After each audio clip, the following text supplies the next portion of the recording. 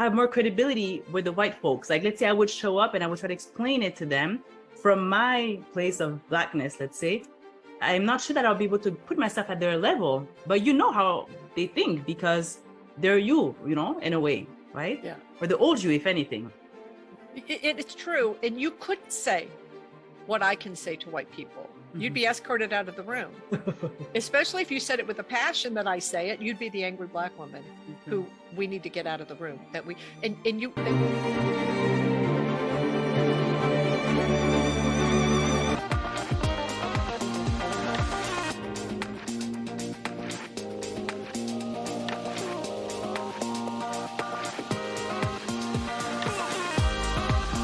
Hey, Linda Marie. Hello. I'm so excited to have you on the Break Time with Patty show. This is long overdue. How are you doing today? I'm doing great. I'm very excited to be here. Very excited to be talking to you. Oh, thank you. Where do I begin? The first time I met Linda Marie Miller in person was at the World Championship of Public Speaking in Nashville, Tennessee, this last August 2022. But it was not the first time that I laid my eyes on her, but more on that later. Who is Linda Marie Miller? Number one, she is a master communicator and a coach. She is the first runner-up in the 2020 World Championship of Public Speaking.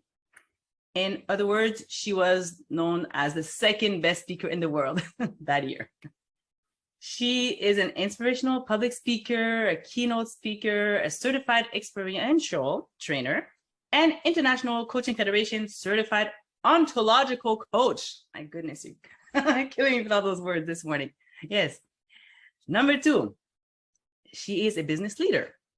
She is a thought leader. As the owner of Empowered Living, LLC, she offers training and coaching that inspires everyone to be champions in the world. Her signature program, Champions of Change, is a visionary leadership development program designed to transform participants into leaders in their lives, their organizations, their family, and their communities. And she's also a founding member of the Transformational Learning Consortium, an organization that focuses on elevating the skills of trainers, coaches, and learning and development professionals and creating community for collaborative projects. Finally, number three, she is a woman on a mission. She's a board member of Amplified Silence, LLC, a nonprofit committed to amplifying the voices of the wrongly and too longly incarcerated individuals in the United States.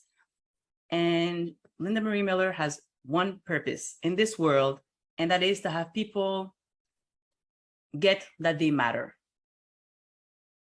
She believes that a world that works for everybody begins with you and me walking willing. Oh, I've talked enough.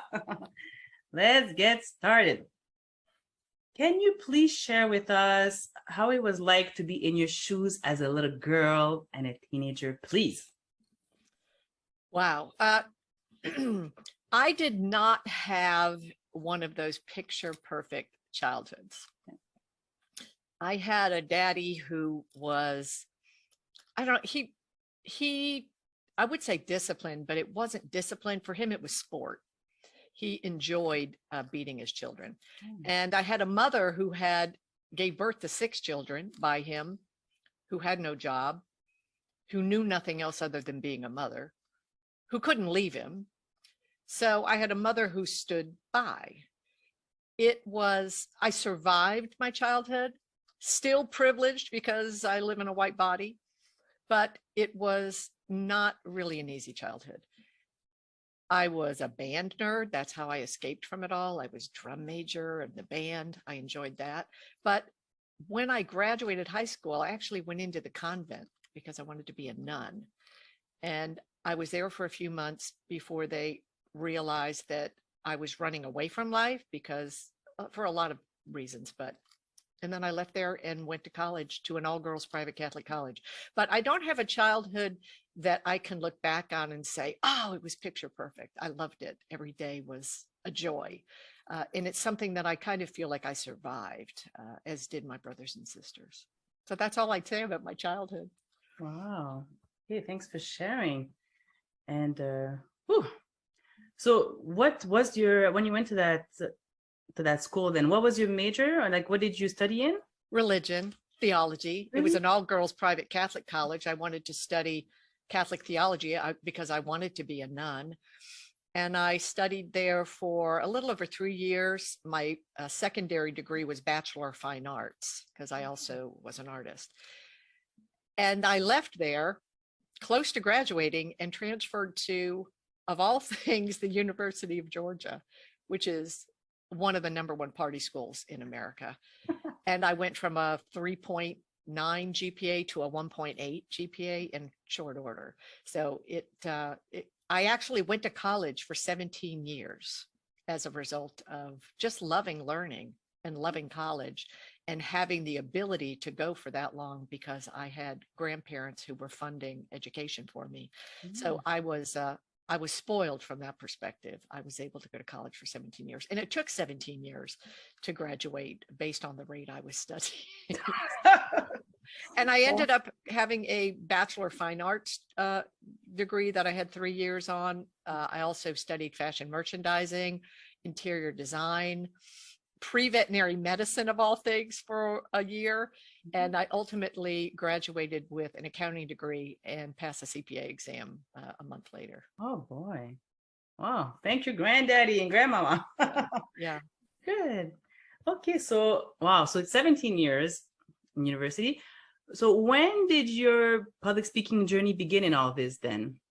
It started in failing at it, started in college. Yeah. Because when you go to college that long, there are many assignments you have where you have to get, especially in the business school, where you have to get up and do case studies in front of the class, do kinds of things like that. So I had my first experience of it in college, and I was terrible at it, and I was horrified by every time I had to do it.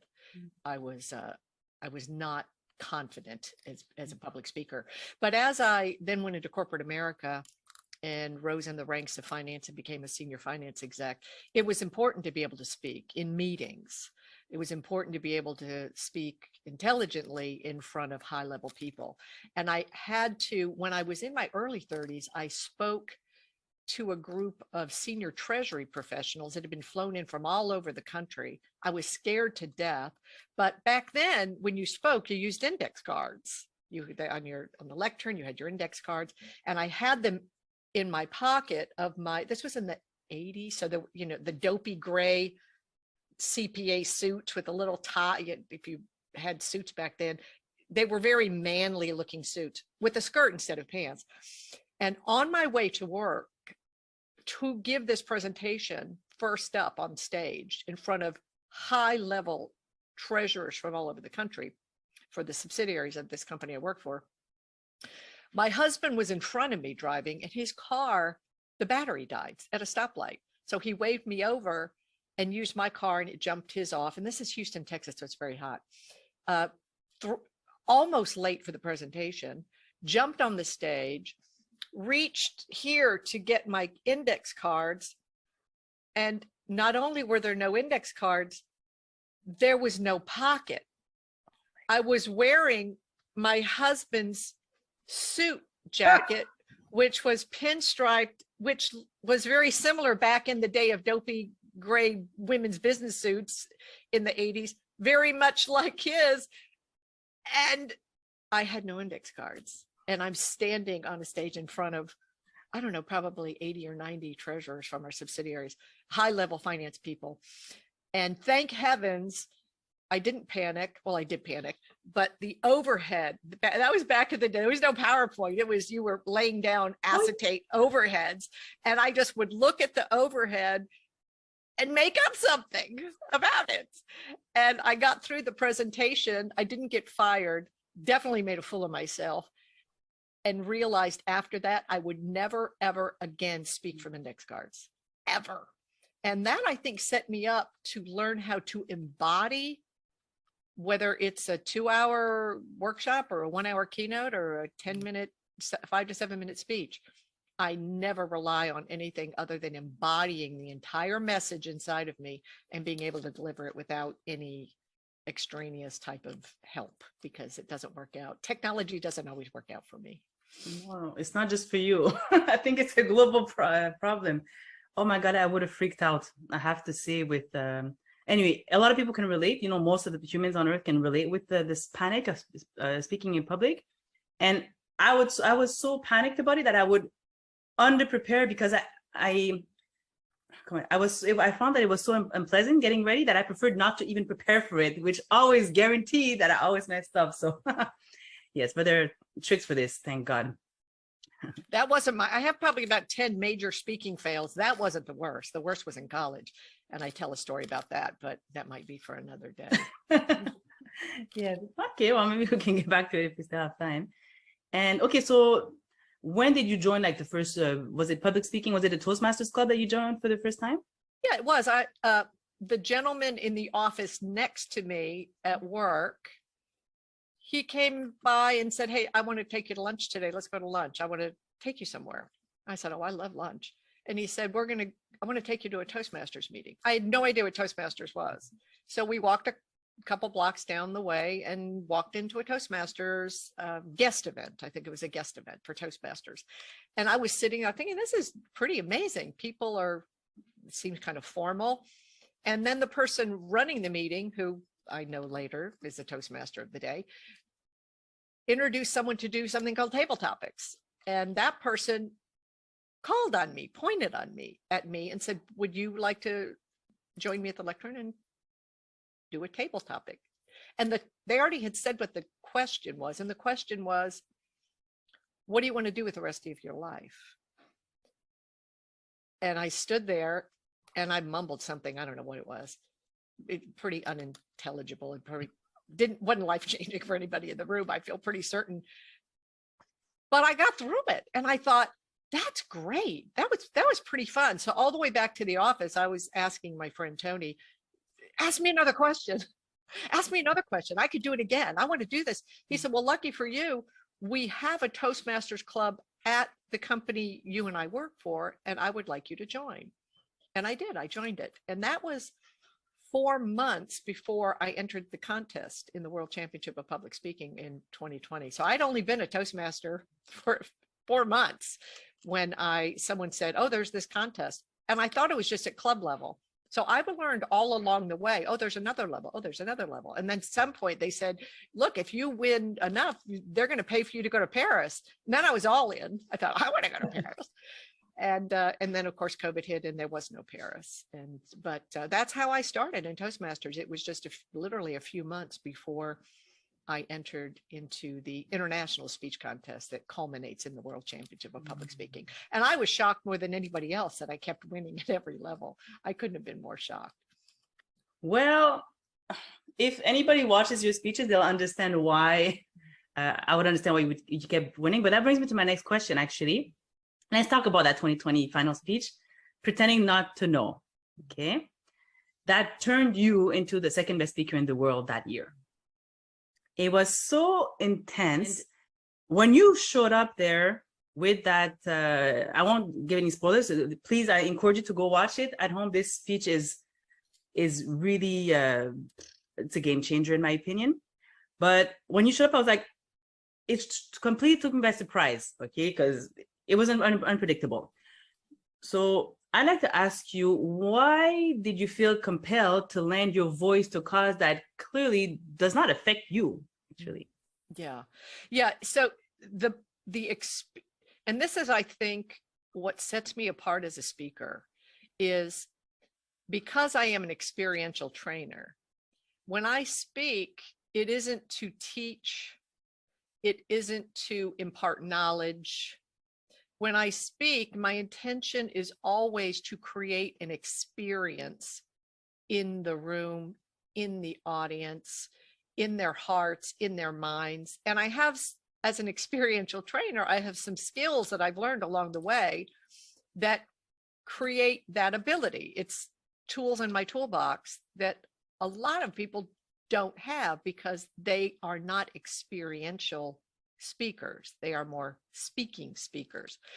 When I was going to be getting on a plane and going to Paris before COVID, that is not a speech that came to mind for me, right? Because I was going to be in Paris on a big stage, might have been something else. When it went virtual, and I said to myself, there in Paris, there might have been a couple thousand people in the room. But since this now is going to be on this stage, and it was free, people didn't have to pay to listen, maybe there will be a bigger audience. Am I going to waste a bigger audience with some mamby-pamby message to the world? And I say this to people. If you were asked to deliver a message to the world, the entire world is watching and listening. What are you going to say? Are you going to waste it on talking about some nonsense? Are you going to waste it trying to win a trophy? You have the world listening. And at that point, I was thinking, I don't know, maybe 4,000 people will be watching. I found out later that over 53,000 people were watching when it streamed.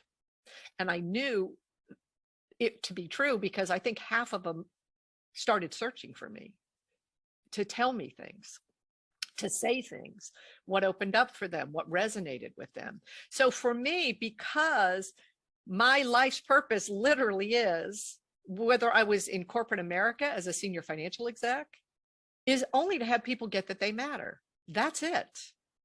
It isn't to be rich, because I've been a millionaire twice in my life.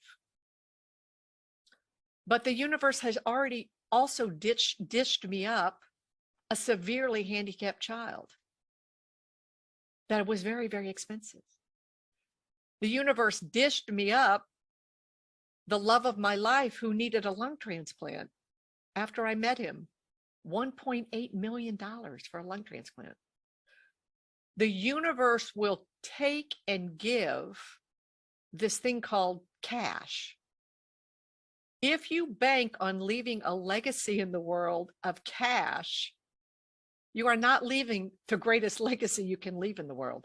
But if your mission in life, if your purpose in life is to have people get that they matter, and as a result of them getting that they matter, they step into a life of no regrets, that's a legacy that lives on long past, like any money you could leave behind. I came to that realization about 12 years ago when my life switched to being about having people get that they matter. So when I had the opportunity and I honestly think this, because the message that I was delivering, I believe the universe wanted that message delivered. I was just simply the vehicle to have it happen. So I think of some kind of intervention occurred in order for it to be heard, in order for it to land second place, which definitely gave it a bigger platform to be heard, because I still have people reach out to me. Not a month goes by when someone says, hey, I found this speech called Pretending Not to Know on YouTube, and I want to talk to you about it. It happens all the time. And it's only because something happened through the world. And sometimes I think COVID happened as a result, just so that speech could be delivered in the way that it was delivered to the audience it was delivered for, because it has been life-changing for a lot of people. So that's why it wasn't, there's no way in heck I thought I would ever have a chance at winning first, second, or third place. And if you don't care about winning, which I knew I wouldn't win, why not? And this, when I coach people about speaking, especially contestants, I say, if you forget about the trophy, if you simply be your message for the world, number one, it will profoundly change the world. And secondly, you probably have a better shot at getting a trophy if you will speak in that way. But we have so many people that, and we see them, prepared speeches being, forgive my saying this, verbally vomited on people without emotion or context or a sense of even believing what they're saying behind it, that there's way too much of that in the world. I don't want to waste 1 minute wasting people's time talking about nonsense. So I don't talk about nonsense. When I talk about things, and it happened again this year when I made it to the final stage, it was coming on the heels of a business meeting for that organization that if I didn't know it before that business meeting, I knew afterwards that there's no way I'm going to even place in the top 3 given this speech. And I had to ask myself, do I care about the trophy or do I care about delivering this message on this day to this audience? And I care about the message more. Long answer, but that's my answer to that. Oh no, that's a good answer. You're answering 2 of my questions in one shot. So yeah, so that's that other speech, and I was there in person to watch it, and wow, it was called From the Inside Out, and also please go watch that one too. It's another message that she was clearly very passionate about, and just to, how can I say, to highlight this, she was a top 8 best speaker in the world. Okay, so she was the number 2 that in 2021, no, the 2021.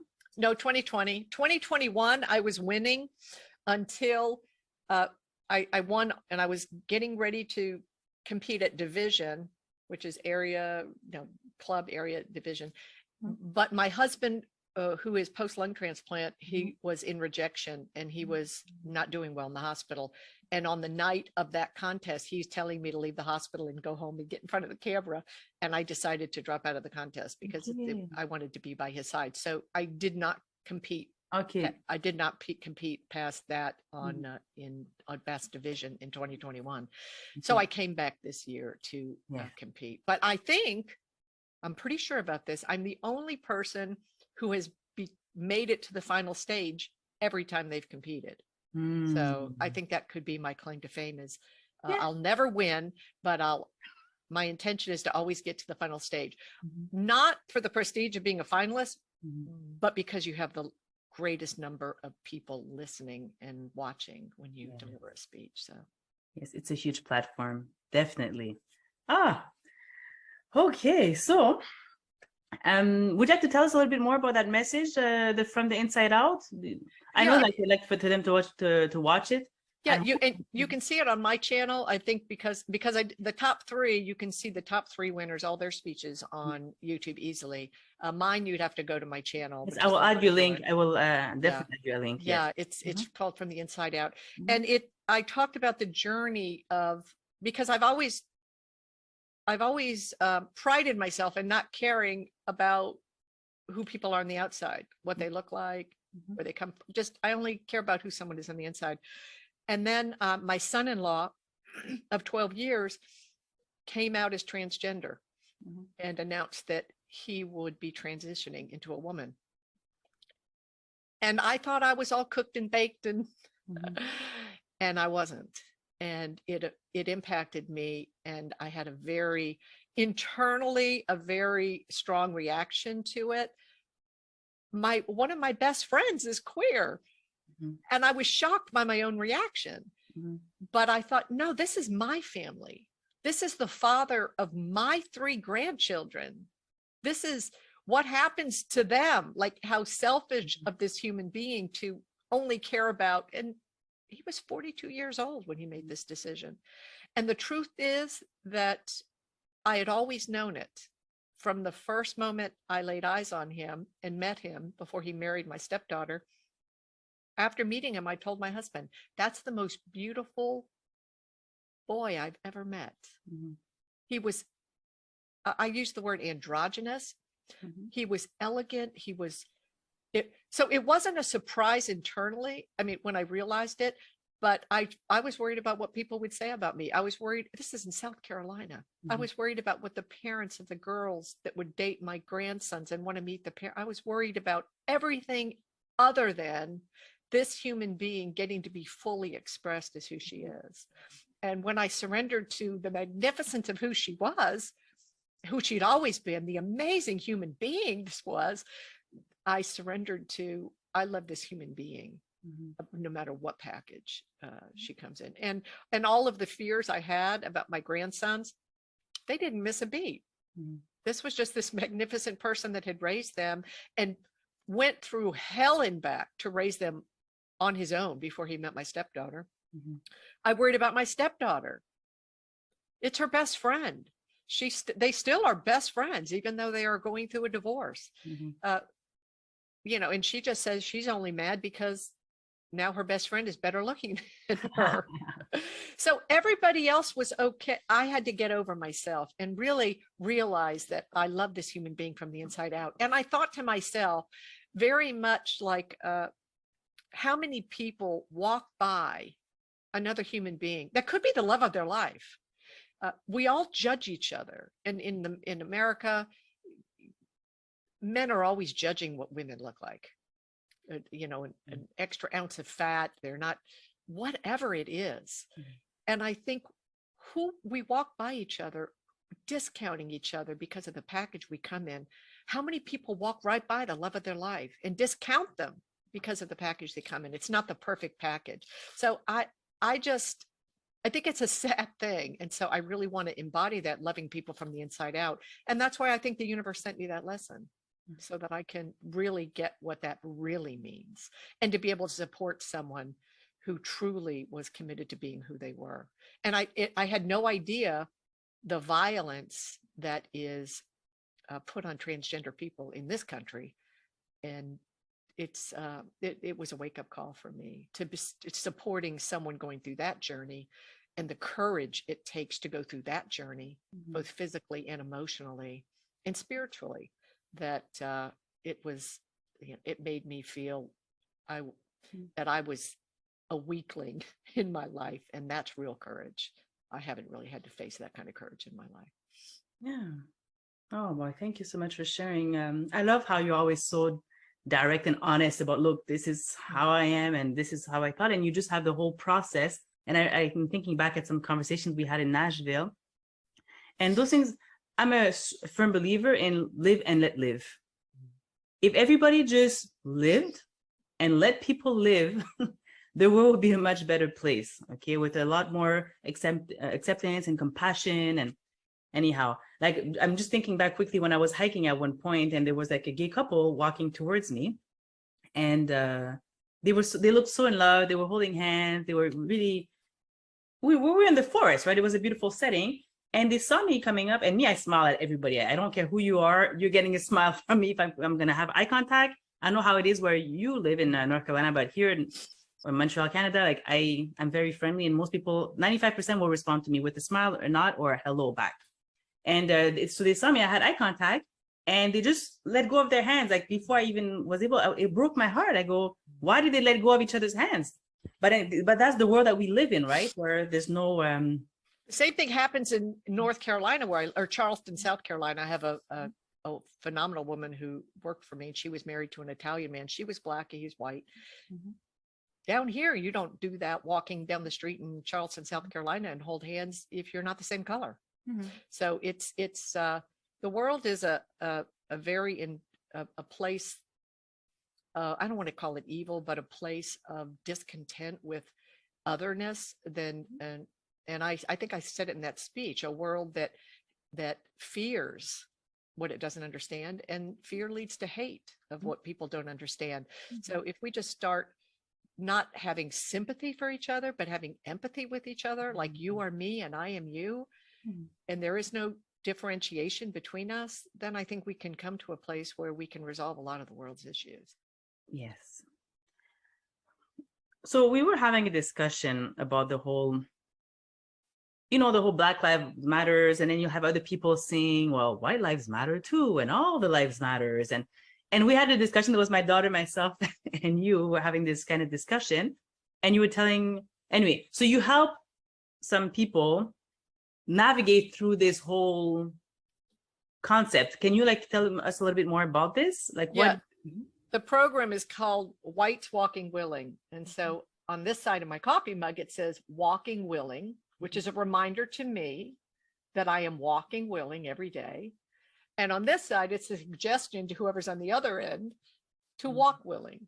And it's as simple as that. And so the program Whites Walking Willing is, I work with white affinity groups of people to have them step out of whiteness and into their humanity, because whiteness is not humane. And if you are in this, and I only speak for the US, in the United States, if you're socialized as white, there's a high likelihood you've been raised with racist ideology.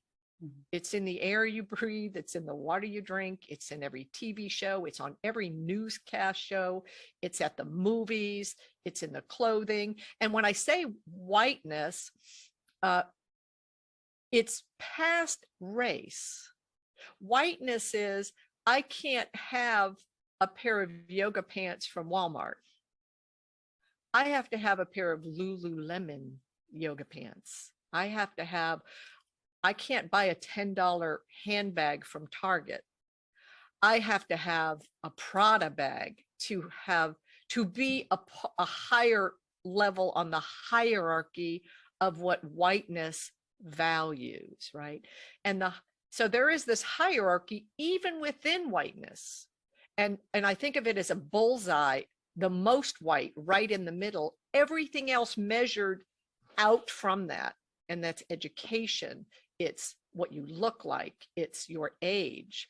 And I've always been, because of my privilege, right in the middle. I've only moved a little bit out of the bullseye because I'm 65 now. And you don't get to be 65 and be on the highest hierarchy. And I'm also a woman, right? So white, male, heterosexual, with money, good job, very educated, all of the things that put you right smack dab in the middle. I've never been right in the middle, but very close. That's an inhumane place to live, because there is a thing about whiteness that white people, the majority of white people, are totally unaware of. And that is the prices you're paying for being white. And secondly, the prices every other human being is paying for you showing up as whiteness. And when I say that, I say one of the prices white people pay is there is no community in whiteness. There's this thing called Clubhouse that I joined a couple of years ago. It's the first time I've ever had the experience to be in a space. This is an audio only app. I don't know if people are familiar with it, where I could walk into an all Black space and listen. And I'm just down in the audience, just a nobody paying attention to me. I was blown away at the sense of community that exists among absolute strangers to each other that are non-white, referring to each other, men referring to women as queens, women referring to men as brothers, women referring to other women as sisters, don't even know each other. Mm-hmm. I thought to myself, I want that community. And I actually asked a group of white people that I was working with at the time, what if we just started referring to ourselves as sister or brother or queen or king? They were horrified. They couldn't even conceive of that kind of community. I said, well, what if we could create a deeper sense of community? It doesn't exist in white spaces. All white spaces are competitive. All white spaces are looking with a side eye to another human being. And it's ingrained in us from the time we're young. Get the trophy, get the ribbon in the sporting thing, write the better report, get the better grades, go to the better school. Everything is about get the next promotion. Everything is sets up whiteness to not create community, because for you to hold someone else up takes away from what you might have. We call it the Great American Dream. The Great American Dream isn't about being the most humane you can to your neighbor. The greatest American dream is having it all, having it all. And we even call ourselves, when you think about it, this is a pretty sick word. We call ourselves consumers. They market to the consumer in you, just the word. We consume and we consume and we consume and we consume. And the whiteness of consuming is even destroying the planet we live on, because for some reason, we're okay with the word consuming. I'm a consumer and you need to market to the consumer in me. That's an inhumane way of identifying yourself. And it's a privileged way of identifying yourself. And it's an inhumane way of identifying yourself. And as you continue to consume and not give back to the world because the world owes us, because we're living the great American dream, people are suffering and people are paying a price for it. And it's the majority of the people that are paying a price for it are those that you're walking by every day that aren't in your lane because they're not white. And so many white people, and when it comes to, when I speak about doing work of anti-racism, white people have it as a binary issue. I'm not in the KKK. I've never used the N-word, and I don't use racial slurs or tell jokes. So I'm a good white person. And over here is the bad white people, and that's not me. So I'm over here. So there's like nothing for me to do except sit on my couch and be mad when I see a Black man being murdered on TV 100 times over and over again in the news, because that wasn't me. I didn't do that. I'm the good white person.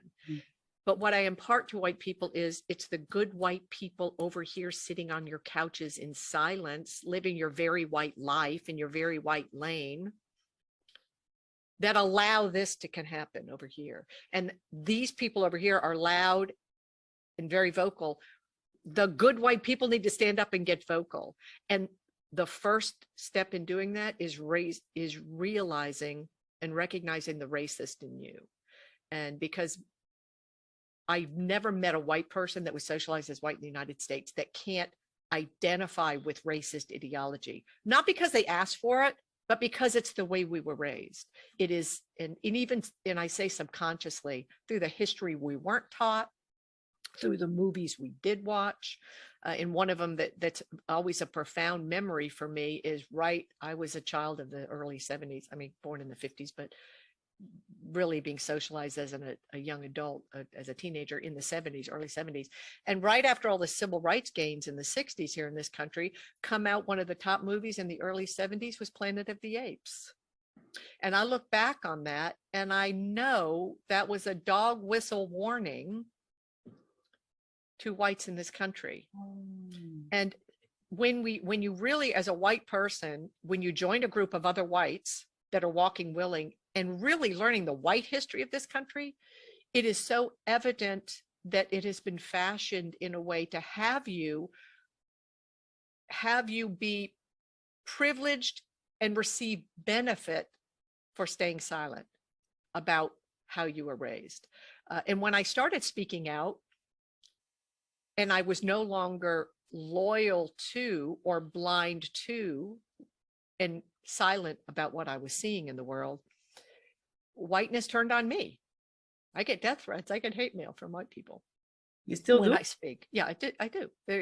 Not a month goes by where I don't get, when I say white people, I mean, I'm going to say whiteness, because even people that are not white born in the US, when I started test driving the speech I gave 2 months ago for finals, I stopped after I got 2 emails warning me not to deliver that speech in the finals if I made it that far. And they were Toastmasters. They were Toastmasters. So, and it was a strong suggestion coming from love, but it was a warning not to do that. So when people, this is what I say to, and this is something, this is whiteness too. White people love to be right. White people don't like to be embarrassed. White people don't want to find themselves helping in a Karen situation, and that's a term in the US. They don't want to interrupt a Karen spewing some racist nonsense for fear they might end up on the video with the Karen on YouTube. And so when we can step out of whiteness and just step into our humanity that says, I can control what happens in front of me. And if I see racism happening in front of me, I will not stand for it. And one thing when I think about, and for a lot of white people in this country, George Floyd, the murder of George Floyd was a huge pivot for them, because they got up off the couch and they went out and marched and carried a Black Lives Matter sign, but they're sitting on their couch again. And I asked myself, how many murders do white people need to see before they actually will stay in action and stay involved and step out of their whiteness and into, you know, what it means to be a true anti-racist in this country? And one of the things I think back on when I watch the George Floyd murder, and I think about the people on the curb that stood with their cameras. And I think about one woman in particular who was a firefighter, and she came across the scene, and she was a white woman. And she came upon the scene and she pushed in a little bit, and she was told to get on the curb. If you're a firefighter, you know you shouldn't be getting involved. So she stood on the curb. And I asked myself, I'm going to cry, had I been that woman, could I not have found the courage to say, I know what's happening here, and they are not going to shoot a white woman. I am going to step off the curb, and I am going to be wrestled to the ground. I am going to interrupt, because this will not stand in front of me. Knowing as a white woman with cameras rolling, white men were not going to shoot her. And had she been wrestled to the ground, it might have detracted from the murder that was taking place on the pavement. And I ask myself, can I be brave enough to stand up, step in, and speak up? And I invite other white people to do that, because lives depend on us doing it. And when someone, I'm on a roll here. When people at work say, I don't speak up about racism when I see it at work, because I'll handle it, you know, even if it's I don't believe in the term microaggression, but when I see something happen, I'll talk to someone on the side, because I don't want to lose my job. Mm-hmm. And I say to those white people, you can easily get another job. If every white person in this country said no more, it would end tomorrow. It would end tomorrow. But it's only because you're rewarded for silence, and you're rewarded for staying on your couch, reading a book by Robin DiAngelo, you know, reading a book and calling yourself all woke, and now you're an anti-racist because you read a book. Mm-hmm. You are not in action unless you're in action today. Again, another long answer.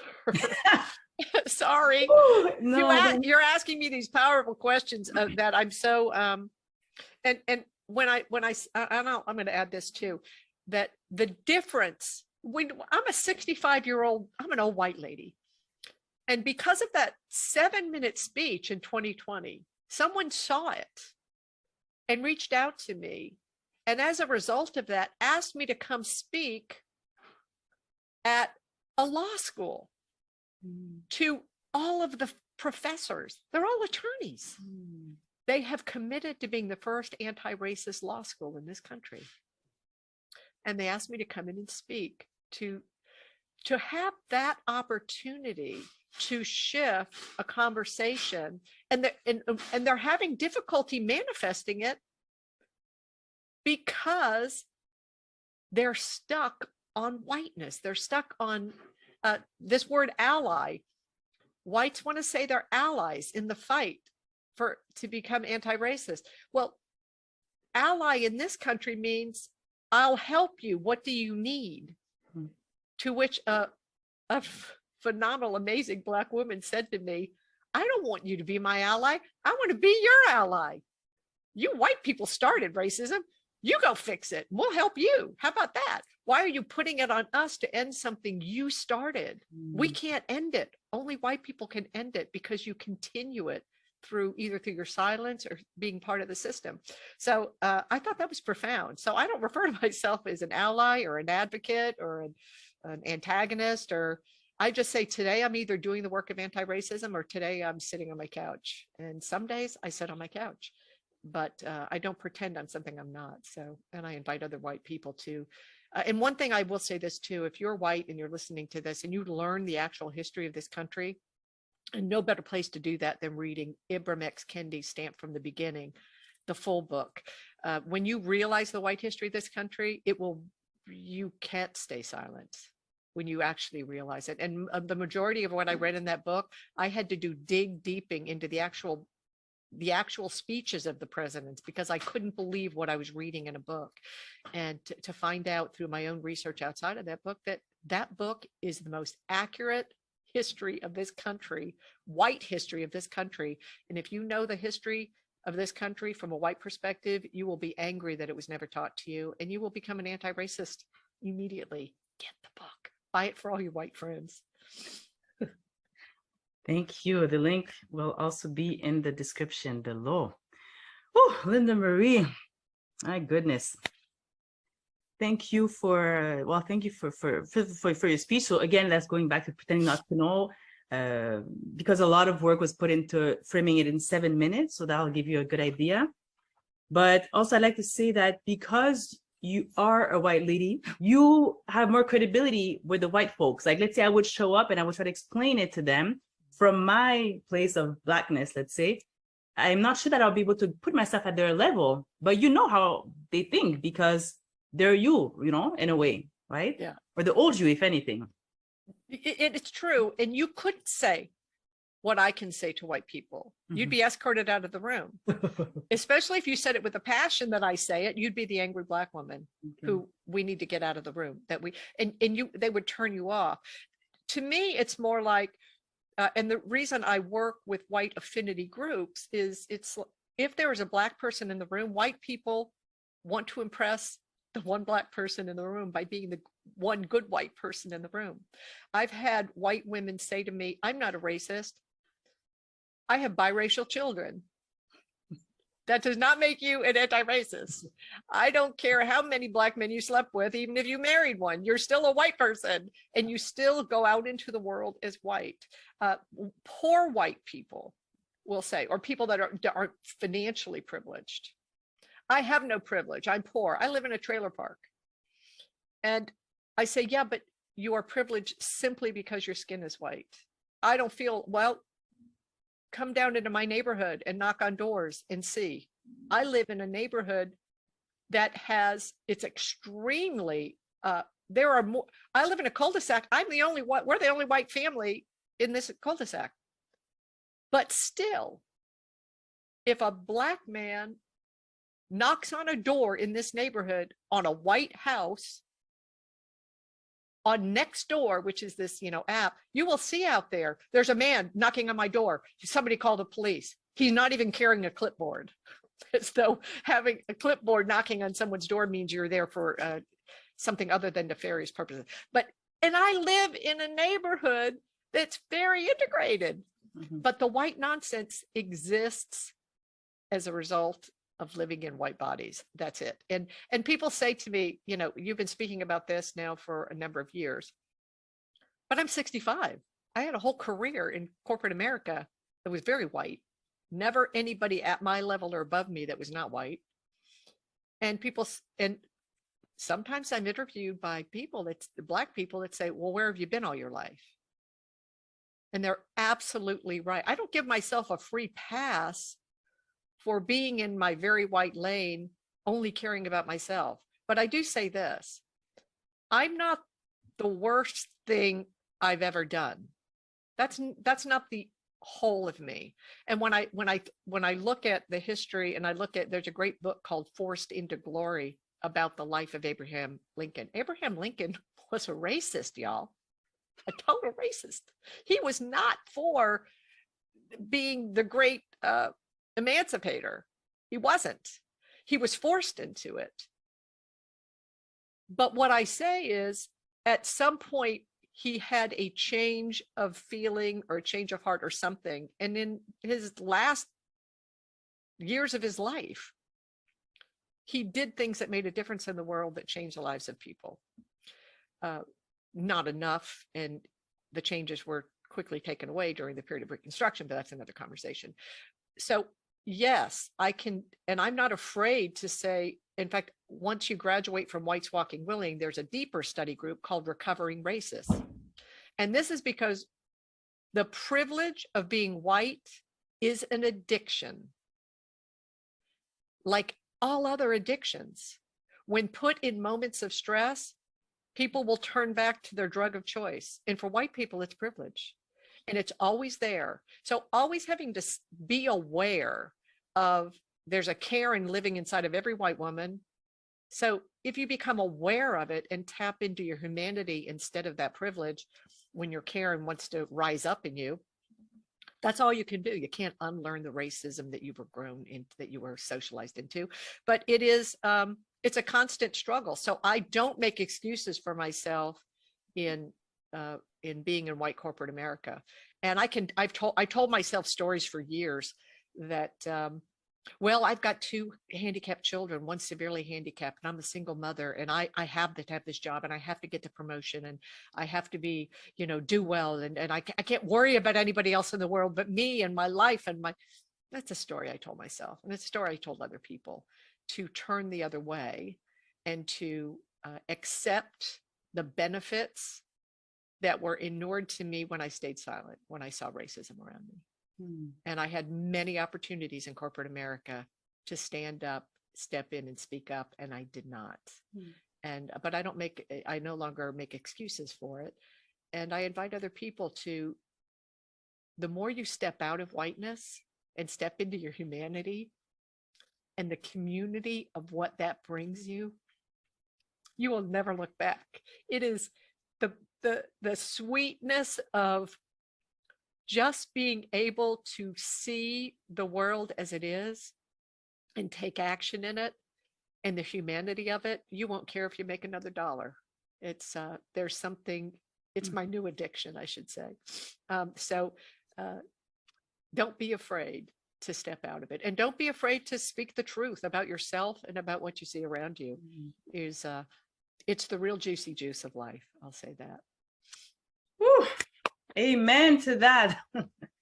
And okay, I'm just gonna very quickly, before I go to my next question, I don't want to make this about like religion or anything at all, but my entire life, like I felt like, although I've been pretty privileged, okay, it's not white privilege, but I've been privileged as a Black person. Okay, I mean, my parents, they were hardworking immigrants. They work hard. We always had food. My mom was a cleaning lady, but she worked hard and she sent me to private school. I went to an all Catholic girls' school as well, because my mom was saving with coupons and whatever to make sure that she can send me to private school. So I had it good. I had the jobs. I had people skills, so I was able to get pretty far. But I live still in a world where I still saw racism things, but I just said, you know what? I just waved it off. I've just waved it off basically because I was fine enough, and I was able to get the promotions, get the jobs. But I have to say that, but I did feel like, humans are just despicable. I was like a dog person. I love dogs, animals, or whatever, but humans, I was like, I did not think much of them until I joined my community. I am part of this church called Église Nouvelle Vie, like New Life Church. And not to say that Christians are like a special group or better or whatever. The point is, we're all humans, whatever form we're in, because you're mentioning the Toastmasters who threaten you. There's great, fantastic Toastmasters. They're great Catholic, Christians, Muslims, or whatever, right? So there's still greatness in different circles. But I just realized that, oh my God, not all white people are racist. And in the sense that that's the kind of love, that camaraderie that you mentioned, basically, with like brothers and sisters love, because we're united in that love of being more like Jesus or being closer to God. We're still humans, we're still flawed, we're no better than the others, but we have that thing that unites us. So there's still that unity outside of, whether you're within the whiteness or not in the whiteness, but you understand there's still ways to connect in other places. Yeah, but that's at a higher level and a deeper sense than all of that other external stuff. And when here too, and I invite people that are listening to this that are white that are saying, oh my God, why is she saying there's a racist inside of every white person? If you look up the definition of racist in the Merriam-Webster dictionary is someone who has a preconceived idea about a group of people that are marginalized or a minority that is not based on personal experience or logic. That's the definition. If you're raised as white in the United States, at the very least, you were raised to be afraid of Black men, at the very least, through movies you saw, or through the 90s where the news labeled Black men as super predators. Even if you didn't want to, you had an idea that would have me walking on the other side of the street if there was a Black man on the other side of the street. Not that I knew him or knew that he, just because it was better to be safe, because I saw the news. The news isn't out there, and the news isn't focusing even now on, when we talk about what's happening in America with the school year just started. And there's already been mass killings of students, with someone bringing a gun to school and killing other students. They're white boys. These are white boys. No one is saying in the world, be afraid of white teenage boys. They might kill you. And in this country, if you're going to school in the United States, you have a higher likelihood of being killed by a white boy who got a gun from his mom and dad's gun closet. But we are not on the news calling white boys super predators or be afraid of white boys. We don't do that, but that's what happens when it comes to, even on the news now, when I watch it, they are criminalizing the color of a person's skin and having them being up to no good for whatever it is. But we don't do the same thing. We generalize when a Black man does something. We don't generalize when a white boy does something. A lot of white boys doing something. We should be generalizing. I'm more afraid than a white boy that's high school age than anything else right now. But we don't do that in this country. So there are preconceived ideas that white people have been raised with, even if you were raised in a diverse neighborhood, that is embodied in you. It's in your DNA. And historically in your DNA. So why not just stop denying it, and let's all just work on a solution that that creates something possible. And we're at a, you know, if you're in America, you see a huge divide right now, and we think it's over politics, but it isn't over politics. It is to turn the clock back. And I firmly believe that making America great again is turning it back to a pre-60s time. We have, on October 31st, the Supreme Court is hearing 2 cases. The Supreme Court, you can watch it. You can listen to the audio live Supreme Court hearings on October 1st on your computer. 2 cases, one being that's come all the way to the Supreme Court against the University of North Carolina, and the other one against Harvard University, trying to dismantle and unwrap any and all affirmative action. In an effort to create equity in this country, in the 60s, we started to allow universities the right to consider things other than all of the extracurricular activities that white students had the opportunity to do in high school and volunteer work, because they didn't have to go to work to raise money for the family. We focused it all on these white criteria to get into universities. We allowed universities to use a different look and in order to create some equity in this country, some equity in having Black students, non-white students, Asian, everything, be able to get into universities. It is now in the Supreme Court to unravel that.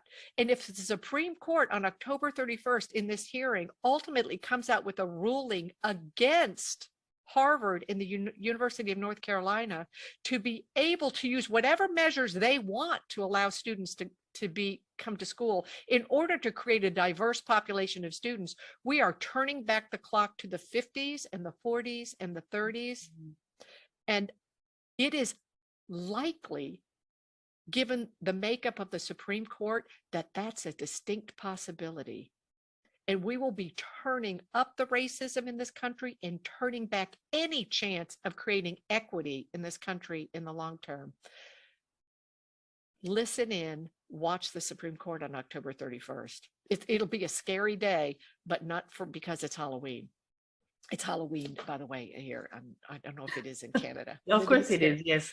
We're pretty much, yeah. But to me, it's unbelievable that that is even being heard by the Supreme Court. And there is an overwhelming sense by many people in the legal world that it's actually the Supreme Court is going to unravel any type of affirmative action. And that's going to push over right into corporate America too. So it's going to turn the clock back. And to me, it's frightening. It's frightening. Whew. Linda Marie, thank you so much for sharing all of those thoughts with us. And I would just like to quickly, because I like to talk quickly about public speaking, because I feel there's a lot of power. There's a lot of power because now you're able to share all those things with me because you found your voice, right? You're the main reason why I joined Stage Time University. Okay. Like I knew about it. Time. Yeah. Stage Time. I knew about it before because I did interview Darren Lacroix, which is the founder. But I'll never forget, we were sitting at this Italian restaurant in Nashville, you and I and my daughter and a few others.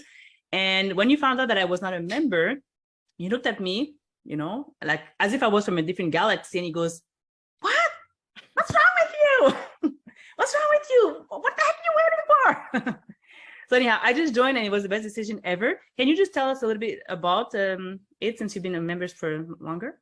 Yeah, I've been a member for almost, it's going on 2 years. The first year I wasn't able to be involved very much because my husband was having some health issues. Stage Time University, I think it's $47 a month for their program called Presentation Mastery.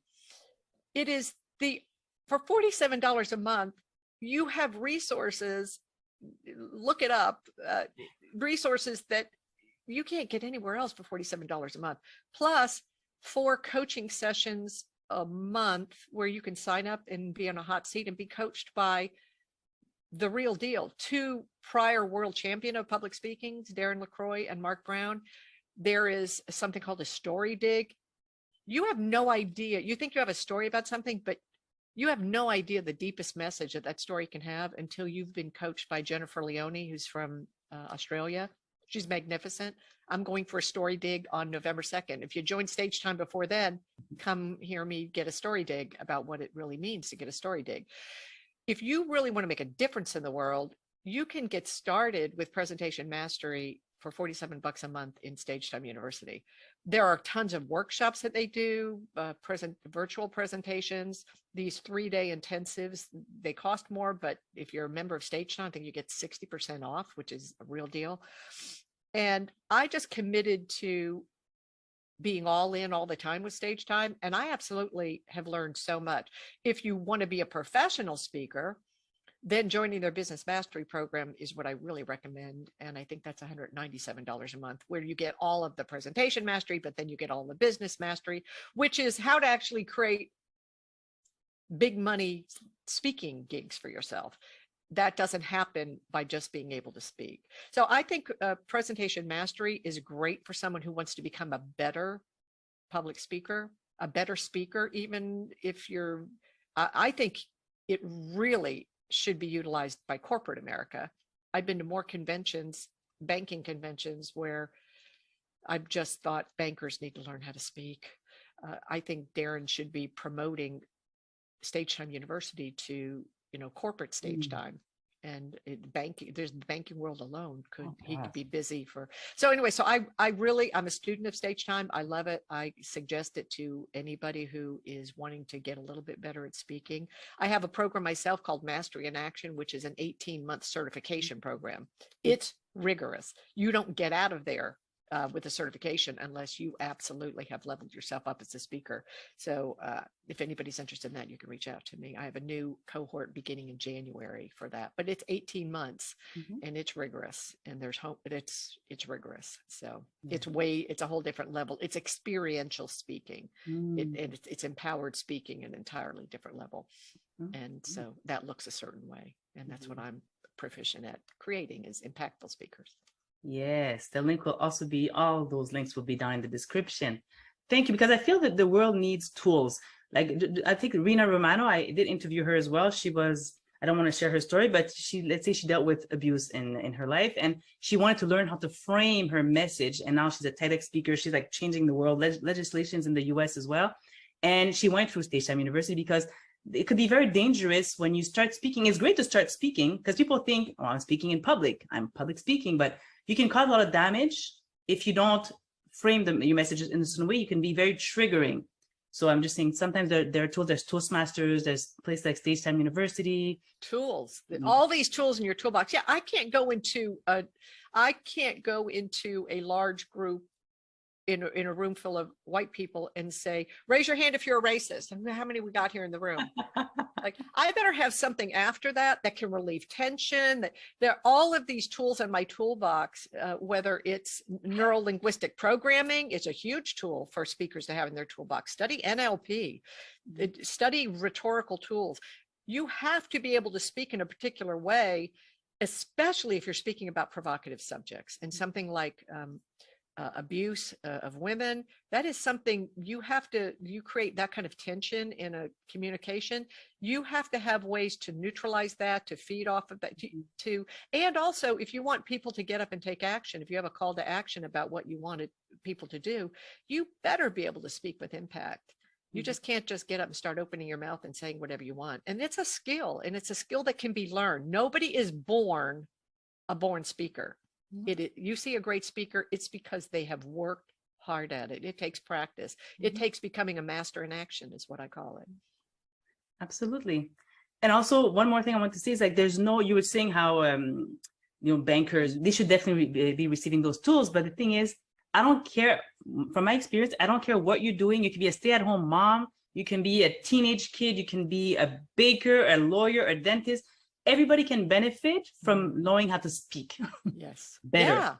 Yeah. You're always, in fact, I say life is an enrollment game. You're always enrolling somebody in something every time you open your mouth. You might be enrolling your teenage son to clean his room. You may be enrolling your boss to give you the next promotion that's coming up 8 months from now. Whatever it is, whenever you open your mouth, you are committed to something, and you're creating a future every time you open your mouth. It's up to you to decide what that future is that you're creating. And when you open your mouth, that's when you're creating it. So it's a great idea to be an impactful speaker, no matter what your career is, even if you're a stay-at-home mom. Yeah. Okay. Oh, Linda Marie, I can talk to you for literally the whole afternoon, but I just want to ask you, what is the next step for Linda Marie Miller, please? Well, the world of amplified silence. This is, and it's something like, when I started speaking out in the domain of anti-racism, I was in a river, and the river is just flowing and taking me wherever the river has taken me, and it's taken me speaking in 32 countries, and it's taking me many places that needed to hear my message, and to working with white people. There's been a little tributary that's come off of that river that I was sent down for a period of time by meeting a woman. And she's I'm going to call her my dear friend. I'm not sure if she calls me dear friend. I hope so. Her name is Susan Brown. And I met her about 6 months ago, and we connected because she's an artist. And when I'm not speaking, I'm also an artist. I have a beautiful metalsmithing studio. I used to teach metalsmithing. So I make jewelry, and I mean with a torch and a saw and setting stones. I don't mean, stringing beads, real, handcrafted jewelry from scratch.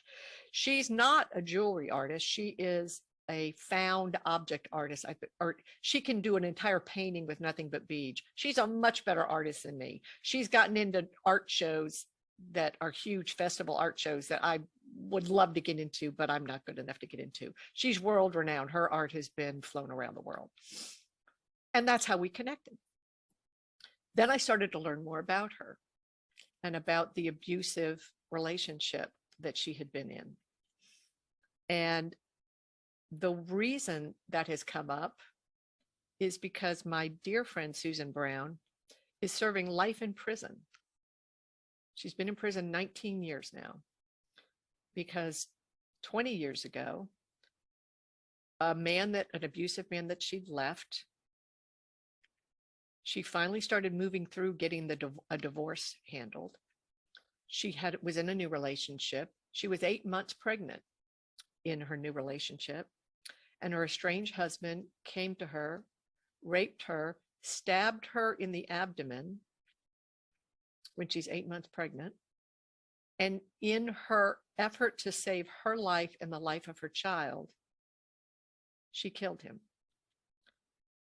and she is serving life in prison. The inhumanity of that,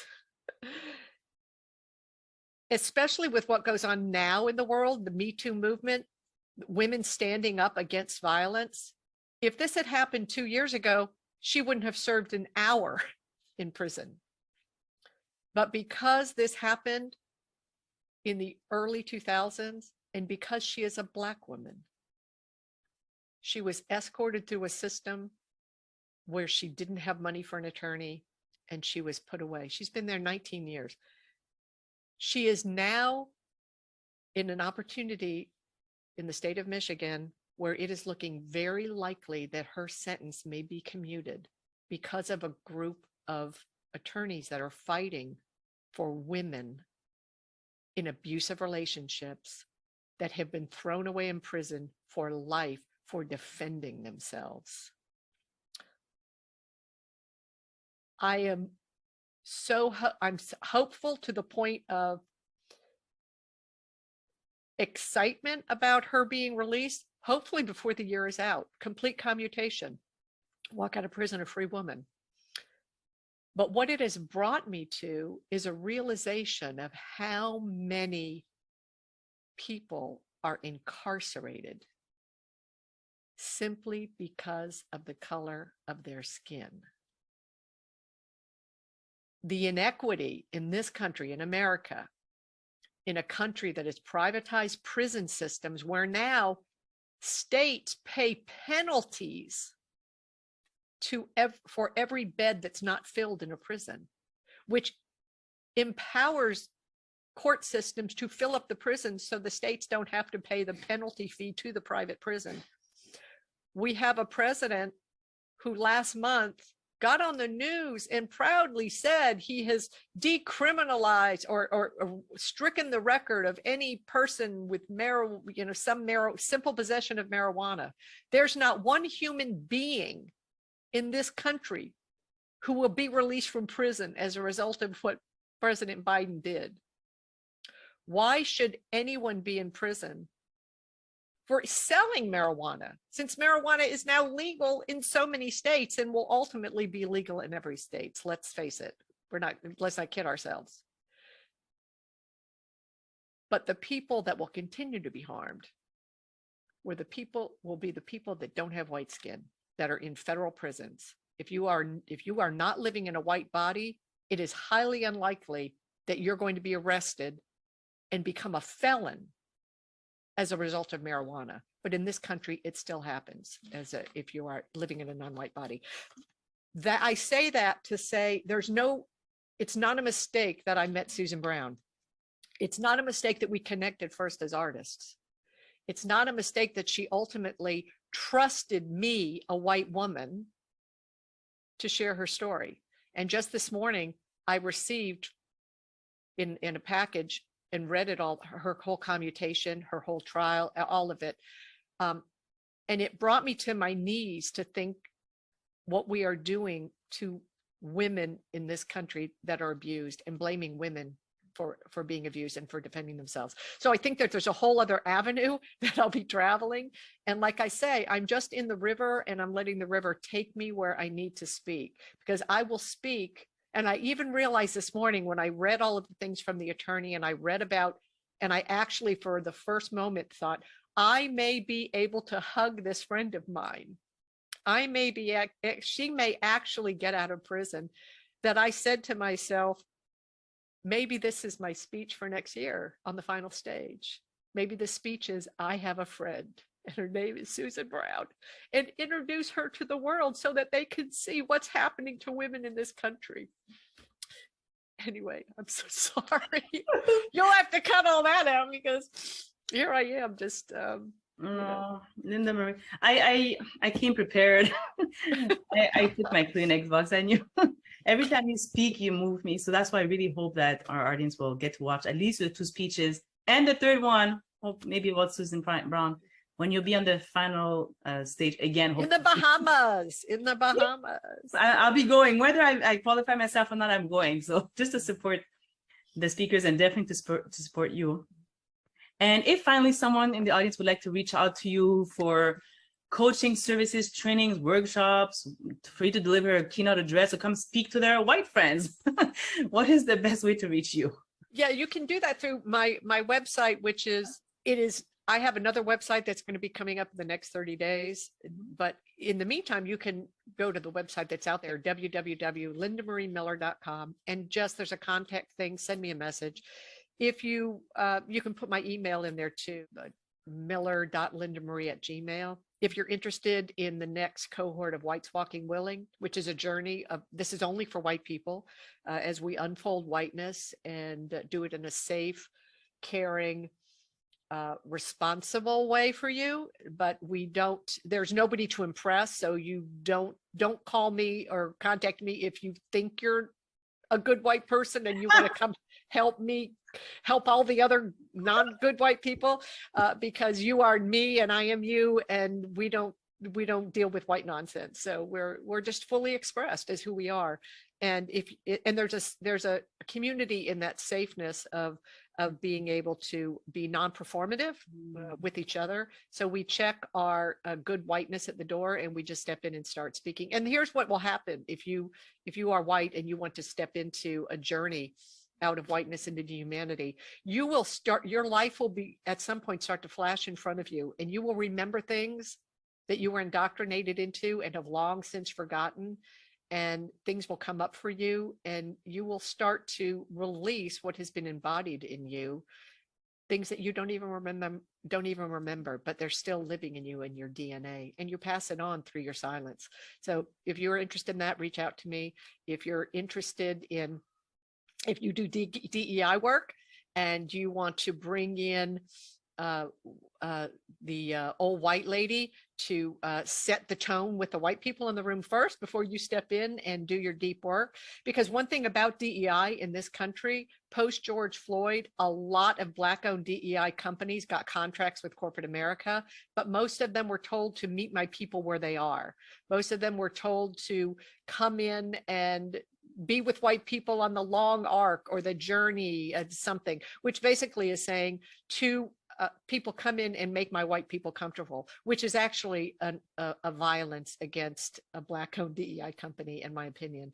And I think that white people can own the work of being an anti-racist immediately and step in, and we can all stand and say, not one more day, it will not happen. And we can end what has been a scourge on this country. We can end it in 48 hours if we want to. So join me on the journey out of whiteness and walk willing. All you got to do is walk willing. Reach out to me. I'd love, even if it's just to have a conversation. And if you think I'm crazy and you want to send me some hate mail, send it. We can have a conversation about it. I don't, there's a great poem that I like to think of with walk willing, and it's nobody is ruled out. If you're white, doesn't matter if you don't even think if you think you're one of the good white people, give me a call so we can talk, because there's a poem called Outwitted, and it goes like this: he drew a circle to cut me out, a heretic rebel, a thing to flout, but love and I had the wit to win. We drew a circle that took him in. I draw a circle around all of us. No matter where you're at, you can get and uncover your humanity and join a community, join a world community that's waiting for you, and we can change the world. That's it. Whew. Thank you so much. Oh God, we'll have to continue talking later, Linda Marie, but my main takeaways essentially is stop being a consumer, start being a giver. I'm paraphrasing here, but essentially that's what I got from your message. And step into your humanity, or just contemplate, maybe you need to step out from where you are to step into humanity. And dare to not stay silent. If you see things, it can make a difference. It can make the world a better place. And finally, be willing to walk willing. So any parting words or last story before we disconnect, Linda Marie? No, it just this. If you want to change the world, stop worrying about what you look like. In fact, if you want to change the world, Tell the world what you're most afraid it will find out about you. If you do nothing other than that, you will set a motion in the world that will change the lives of others and ultimately the world. So step in, stand up, step in, and speak up. Mm, mm. Amen. Thank you. I had such a good time, Linda Marie, and so insightful. I'm very moved. I'm going to be watching this interview on repeat. So thank you so much for your time, and at home or wherever you are, thank you for watching. I hope that you're feeling as empowered as I am and as inspired to try to change the world with one little action at a time. And don't hesitate to leave us comments. I will respond to every comment that you leave. So please feel free to leave comments. And I will leave you with this. The power of your voice can change the world. Find it and use it. See you in the next video.